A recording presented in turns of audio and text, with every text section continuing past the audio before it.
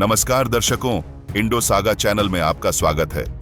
आज के एपिसोड में आप देखेंगे गुरु द्रोणाचार्य का पतन और अश्वत्थामा द्वारा नारायणास्त्र का प्रचंड प्रहार, एक ऐसा क्षण जिसने महाभारत के युद्ध को और भी भयावह बना दिया। बने रहिए हमारे साथ और जानिए इस महाकाव्य कथा के अगले अध्याय को। सात्यकी दुर्योधन, कर्ण, कृपा और अन्य लोगों से घिरा हुआ अपने स्थान पर अडिग खड़ा रहता है, उनके बाणों को काटता है और लक्षित देवास्त्रों को भस्म करता है। युधिष्ठिर, भीमसेन, नकुल और सहदेव उनकी सहायता के लिए दौड़े। युद्ध इतना भयंकर हो जाता है कि टूटे हुए अंग, रथ और गिरे हुए योद्धा कुरुक्षेत्र को ढक देते हैं, मानो रुद्र का विनाश हो रहा हो। महाभारत युद्ध देवासुर संघर्ष की तरह धर्म की हानि का प्रतीक बन जाता है। युधिष्ठिर ने अपने योद्धाओं को द्रोण के खिलाफ एकजुट होने और धृष्टद्युम्न का समर्थन करने का आदेश दिया। आकाश में अशुभ संकेत देखकर द्रोण को अपने अंत का एहसास होता है। भीम धृष्टद्युम्न की सहायता करता है, जो द्रोण पर बिना हथियार के हमला करता है। धृष्टद्युम्न एक नया धनुष लेकर द्रोण के शस्त्रागार को धीरे धीरे खत्म कर देता है। धृष्टद्युम्न ने द्रोण के रक्षकों को हराया, लेकिन आचार्य के बाणों से घायल हो गया। भीम क्रोधित होकर द्रोण का सामना करता है और खुलासा करता है कि अश्वत्थामा मर चुका है। द्रोण अपने हथियार त्याग कर ध्यान में बैठ जाते हैं। धृष्टद्युम्न साहस जुटाकर तलवार लेकर द्रोण का सिर काट देता है। अर्जुन उसे रोकने का प्रयास करता है, लेकिन बहुत देर हो चुकी थी। द्रोण की आत्मा स्वर्ग पहुंच चुकी थी, लेकिन उनका निर्जीव शरीर युद्ध में रह गया। धृष्टद्युम्न की क्रूरता से डरकर कुरु सैनिक भाग खड़े होते हैं। द्रोण की मृत्यु पर पांडव जश्न मनाते हैं। शेष कुरु सैनिक हतोत्साहित होकर भाग जाते हैं और पांडवों की जीत सुनिश्चित होती है। द्रोण के पतन के साथ कौरव नेतृत्वहीन, हतोत्साहित और भय से भर गए। वे जोर जोर से विलाप करते हैं। जब वे पांडवों को प्रबल होते देखते हैं तो लड़ने की उनकी इच्छा पूरी तरह से चकनाचूर हो जाती है। धूल और गंदगी से ढके हुए वे दुर्योधन के चारों ओर उदास होकर इकट्ठा होते हैं, जो उनकी निराशा को सहन करने में असमर्थ होकर दूर चला जाता है। द्रोण की मृत्यु को देखकर शकुनि भी अपने दल के साथ भाग जाता है, क्योंकि कौरव घबराहट और निराशा में तितर-बितर हो जाते हैं। द्रोण की मृत्यु के बाद कौरव भय और निराशा से अभिभूत हो गए, जिससे बड़े पैमाने पर पीछे हटना पड़ा। कर्ण, शल्य, कृपा, कृतवर्मन और दुशासन सभी अपने दल के साथ भाग गए। उसके बाद वृषसेन और दुर्योधन जैसे अन्य योद्धा भी घबराकर भाग गए। एक समय गौरवान्वित रही कुरु सेना तितर-बितर हो गई। प्रत्येक व्यक्ति भय के कारण भाग गया। जल्दबाजी में कवच, रथ और यहां तक कि परिवार के सदस्यों को भी छोड़ दिया। केवल द्रोण का पुत्र अश्वत्थामा ही दृढ़ संकल्पित है और भागने से इनकार कर रहा है। वह आगे बढ़ रहे योद्धाओं का जमकर सामना करता है, जिससे प्रभद्रक, पांचाल, छेदी और अन्य के खिलाफ क्रूर युद्ध होता है। जैसे ही अश्वत्थामा ने कौरव सेना को भयभीत होकर भागते देखा, वह घबराहट से भ्रमित होकर दुर्योधन से भिड़ गया। दुख से अभिभूत दुर्योधन प्रतिक्रिया देने के लिए संघर्ष करता है। अंत में कृपा ने विनाशकारी समाचार का खुलासा किया। द्रोण उनके महारथियों में से सबसे महान मारे गए हैं। कृपा वर्णन करते हैं कि कैसे द्रोण ने अपने अंतिम युद्ध में ब्रह्मास्त्र चलाया और चमकते सूरज की शक्ति से हजारों शत्रुओं का सफाया कर दिया। अपनी उम्र के बावजूद द्रोण ने बेजोड़ क्रोध के साथ युद्ध किया, जिससे पांडवों में अराजकता फैल गई। कृष्ण ने द्रोण की अजेयता को पहचानते हुए अर्जुन से किसी भी तरह से जीत हासिल करने का आग्रह किया, जिसके बाद दुखद घटनाएं हुईं। कृपा ने अश्वत्थामा को समझाया कि कैसे द्रोण को हथियार डालने के लिए धोखा दिया गया था। कृष्ण ने सुझाव दिया कि द्रोण को रोकने का एकमात्र तरीका उन्हें यह विश्वास दिलाना था कि उनका पुत्र अश्वत्थामा मर चुका है। अनिच्छा से युधिष्ठिर ने द्रोण को बताया कि अश्वत्थामा मारा गया है, लेकिन यह नहीं बताया कि यह उसी नाम का एक हाथी था। झूठ पर विश्वास करके द्रोण ने दुखी होकर युद्ध करना बंद कर दिया और ध्यान में बैठ गए। धृष्टद्युम्न ने आचार्य का सिर काट दिया। अब द्रोण के चले जाने पर कौरव सेना शोक और भय से भयभीत होकर भाग रही है। यह सुनकर अश्वत्थामा क्रोध से तिलमिला उठता है और सांप की तरह फूंफकारने लगता है। उसका क्रोध आग की तरह भड़क उठता है और वह अपने हाथ मरोड़ता है, दांत पीसता है और जोर जोर से सांस लेता है। तीव्र क्रोध से उसकी आंखें लाल हो गईं। अपने पिता द्रोण की मृत्यु की खबर सुनकर अश्वत्थामा क्रोध से आग बबूला हो गया। जिसके पास मानव, वरुण, आग्नेय, ब्रह्मा, ऐन्द्र और नारायण जैसे शक्तिशाली अस्त्र हैं, वह क्रोधित है कि धृष्टद्युम्न ने पुण्यात्मा आचार्य को इतने पापपूर्ण और अपमानजनक तरीके से मार डाला। स्वयं द्रोण द्वारा प्रशिक्षित, जिन्होंने अपना सारा ज्ञान अपने पुत्र को दिया, अश्वत्थामा बेजोड़ कौशल का योद्धा बन गया, जो हथियारों में कर्ण, युद्ध में पुरंदर और ताकत में कार्तवीर्य के बराबर था। उसके पिता की मृत्यु उसे प्रतिशोध की तीव्र इच्छा से भर देती है। अद्वितीय पराक्रम, बुद्धि और धैर्य के योद्धा अश्वत्थामा की तुलना ज्ञान में बृहस्पति, तेज में अग्नि और क्रोध में यम से की जाती है। वह हथियारों का स्वामी है, हवा के समान तेज है और सांप के जहर के समान अथक है। धृष्टद्युम्न के हाथों अपने पिता की अपमानजनक मृत्यु के बारे में सुनकर अश्वत्थामा उग्र संकल्प से भर जाता है और धृष्टद्युम्न से बदला लेने के लिए दृढ़ संकल्पित हो जाता है। जिस तरह धृष्टद्युम्न का जन्म द्रोण को मारने के लिए हुआ था, उसी तरह अश्वत्थामा ने अब धृष्टद्युम्न को मारकर अपने पिता की मौत का बदला लेने की कसम खाई है। अपने पिता की मृत्यु की खबर सुनकर दुख और क्रोध से अभिभूत अश्वत्थामा ने अपने क्रोध की तुलना युग के अंत में विध्वंसक के क्रोध से की। वह द्रोण को मारने के लिए छल का उपयोग करने के लिए युधिष्ठिर को एक पाखंडी के रूप में निंदा करता है, जो पांडवों का सर्वनाश कर सकता था यदि उसे अपने हथियार डालने के लिए धोखा नहीं दिया जाता। अश्वत्थामा युद्ध में मरने की श्रेष्ठता को प्रतिबिंबित करता है, लेकिन ध्यान के दौरान अपने पिता के बेइज्जती से मारे जाने की शर्म से परेशान रहता है। यद्यपि वह जानता है कि द्रोण ने उच्चतम लोक प्राप्त कर लिया है, उसकी मृत्यु का विश्वासघात अश्वत्थामा की प्रतिशोध की इच्छा को बढ़ाता है। अपने पिता की अपमानजनक मृत्यु से क्रोधित अश्वत्थामा ने धृष्टद्युम्न और युधिष्ठिर से बदला लेने की कसम खाई। वह उस विश्वासघात की निंदा करता है जिसके कारण द्रोण की मृत्यु हुई और अपने राजकुमार के अक्षम्य कृत्य के लिए पांचालों को नष्ट करने की शपथ लेता है।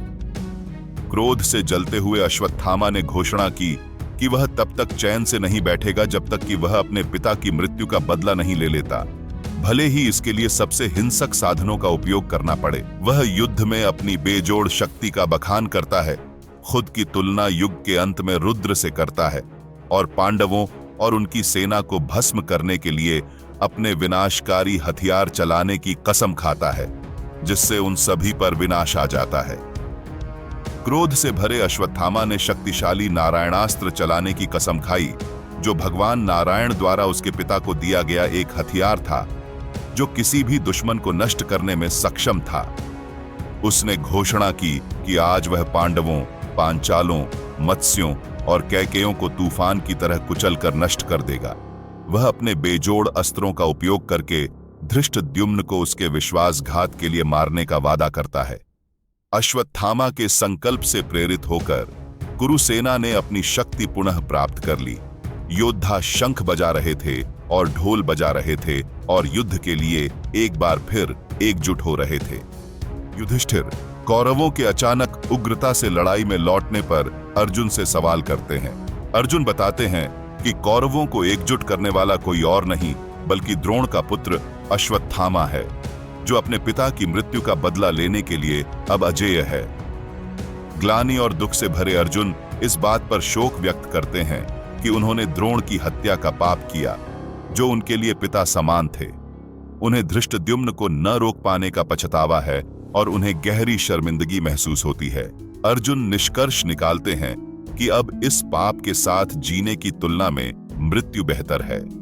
अर्जुन के विलाप से क्रोधित भीमसेन ने उसे कड़ी फटकार लगाई और याद दिलाया कि एक क्षत्रिय के रूप में उसका कर्तव्य रक्षा करना और लड़ना है, न कि एक सन्यासी की तरह विलाप करना। भीम इस बात पर जोर देते हैं कि एक क्षत्रिय को धर्मपरायणता, प्रसिद्धि और समृद्धि हासिल करने के लिए अपने स्वधर्म का पालन करते हुए अपनी और दूसरों की रक्षा करनी चाहिए। वह अर्जुन के गुणों को स्वीकार करते हैं और धर्म के प्रति उनके पालन की प्रशंसा करते हैं, लेकिन उनसे एक अज्ञानी व्यक्ति की तरह न बोलने का आग्रह करते हैं। भीम ने राहत व्यक्त की कि अर्जुन का दिल अभी भी धर्म के मार्ग पर चलता है और उसे एक योद्धा के रूप में अपने कर्तव्य पर ध्यान केंद्रित करने के लिए प्रोत्साहित करता है। भीम अर्जुन के धर्म पर ध्यान केंद्रित करने से निराश होकर उसे उन अन्यायों की याद दिलाते हैं जो उन्होंने सहे थे। द्रौपदी का अपमान, उनका अन्यायपूर्ण निर्वासन और उनके राज्य का नुकसान। भीम ने बदला लेने के लिए अपना गुस्सा और दृढ़ संकल्प व्यक्त किया। उनके दिलों में संदेह और कमजोरी पैदा करने के लिए अर्जुन की आलोचना की। उनका तर्क है कि क्षत्रिय होने के नाते उन्हें प्रतिशोध लेना चाहिए, संकोच नहीं करना चाहिए। भीम ने अर्जुन के डर को खारिज करते हुए जरूरत पड़ने पर अकेले अश्वत्थामा का सामना करने की अपनी तैयारी की घोषणा की। धृष्टद्युम्न भीम की भावनाओं को दोहराते हुए अर्जुन की हिचकिचाहट को चुनौती देते हैं। ऐसे महत्वपूर्ण क्षण में क्षत्रिय कर्तव्यों के पालन पर सवाल उठाते हैं। धृष्टद्युम्न ने अर्जुन के सामने अपने कार्यों का बचाव करते हुए तर्क दिया कि द्रोण हालांकि एक ब्राह्मण थे, उन्होंने उनके सामान्य सैनिकों सहित उनके खिलाफ क्षत्रिय तरीकों और देवास्त्रों का उपयोग करके अपना धर्म त्याग दिया था। वह द्रोण की हत्या को सही ठहराते हुए दावा करता है कि यज्ञ अग्नि से पैदा हुए पांचाल राजा के पुत्र के रूप में यह उसकी नियति थी। धृष्टद्युम्न ने अपने कार्यों पर सवाल उठाने के लिए अर्जुन की आलोचना की, यह बताते हुए कि द्रोण द्वारा निर्दोष सैनिकों के खिलाफ ब्रह्मास्त्र का उपयोग एक गंभीर पाप था। वह इस बात पर जोर देते हैं कि द्रोण को मारना आवश्यक और उचित था, जैसे अर्जुन ने भगदत्त और भीष्म को मार डाला था, और निराशा व्यक्त करते हैं कि अर्जुन उनके दुर्जेय दुश्मन को खत्म करने के लिए उनकी प्रशंसा नहीं करते हैं। धृष्टद्युम्न ने अर्जुन को जवाब दिया, अपने पारिवारिक बंधन के कारण विनम्रता व्यक्त की, लेकिन अपने कार्यों का बचाव किया। उन्होंने द्रौपदी और उनके बच्चों की खातिर अर्जुन की निंदा को माफ कर दिया और उन्हें उनके परिवारों और द्रोण के बीच लंबे समय से चली आ रही दुश्मनी की याद दिलाई। धृष्टद्युम्न ने जोर देकर कहा कि उसने कोई पाप नहीं किया है, क्योंकि द्रोण अपने शिष्यों से नफरत करते थे और उन्होंने अर्जुन से विलाप करना बंद करने और लड़ाई पर ध्यान केंद्रित करने का आग्रह किया और उसे आश्वासन दिया कि जीत उनकी होगी। अर्जुन ने अपने आंसुओं से धृष्टद्युम्न को धिक्कारा, जबकि युधिष्ठिर, भीम, कृष्ण और अन्य लोग मौन में खड़े रहे। धृष्टद्युम्न के कृत्य से क्रोधित होकर सात्यकी ने उसे पापी और घृणित कहा, जो अपने वंश को शर्मिंदा कर रहा है। उन्होंने चेतावनी दी कि अगर धृष्टद्युम्न ने दोबारा ऐसे शब्द बोले तो वे उसे अपनी गदा से मार देंगे। धृष्टद्युम्न ने सात्यकी पर पाखंड का आरोप लगाते हुए याद दिलाया कि कैसे उसने बिना हाथ वाले भूरिश्रवा को मारा था। दोनों में तीखी बहस होती है और सात्यकी गदा लेकर धृष्टद्युम्न पर हमला करने की कोशिश करता है।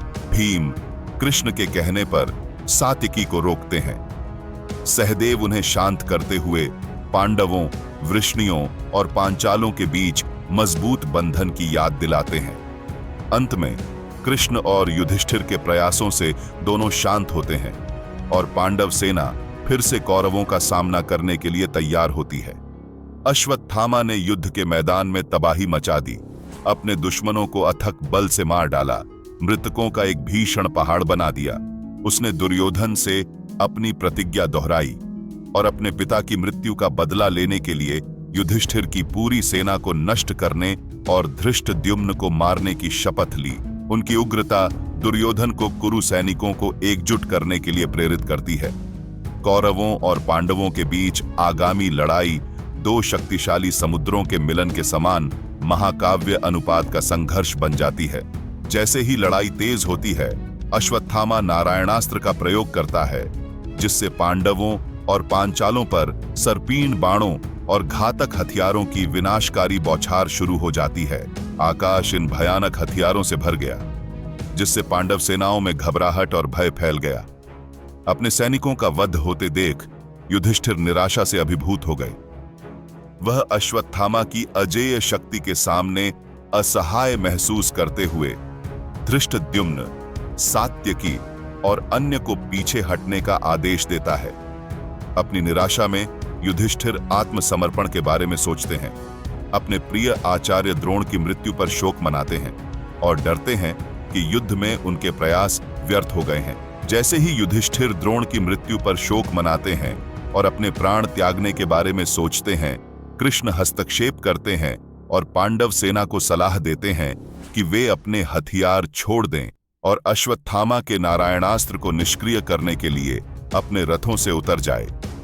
कृष्ण बताते हैं कि अस्त्र उन लोगों को छोड़ देगा जो विरोध नहीं करते हैं। भीम को छोड़कर पांडवों ने कृष्ण की सलाह पर ध्यान दिया, जो आत्मविश्वास और क्रोध से भरकर आत्मसमर्पण करने से इनकार कर देता है। भीम अपनी बेजोड़ ताकत का घमंड करते हुए घोषणा करता है कि वह अकेले ही नारायणास्त्र का सामना करेगा और उसे बुझा देगा और कौरवों और पांडवों दोनों को उसकी ताकत देखने के लिए चुनौती देगा। भीम आत्मविश्वास से भरा हुआ अश्वत्थामा पर हमला करता है, जो उस पर नारायणास्त्र का पूरा क्रोध प्रकट करके जवाब देता है। अस्त्र और अधिक क्रूर होते हुए पूरी तरह से भीम पर ध्यान केंद्रित करता है, क्योंकि बाकी पांडव सेना कृष्ण की सलाह मानते हुए अपने हथियार नीचे फेंक देती है और उतर जाती है। इस एपिसोड को देखने के लिए आपका बहुत बहुत धन्यवाद। अगर आपको हमारी यह प्रस्तुति अच्छी लगी हो तो इसे लाइक करें, अपने दोस्तों के साथ शेयर करें और हमारे चैनल इंडो सागा को सब्सक्राइब करना न भूलें। आपके सहयोग से ही हम और भी बेहतरीन एपिसोड ला सकेंगे। धन्यवाद।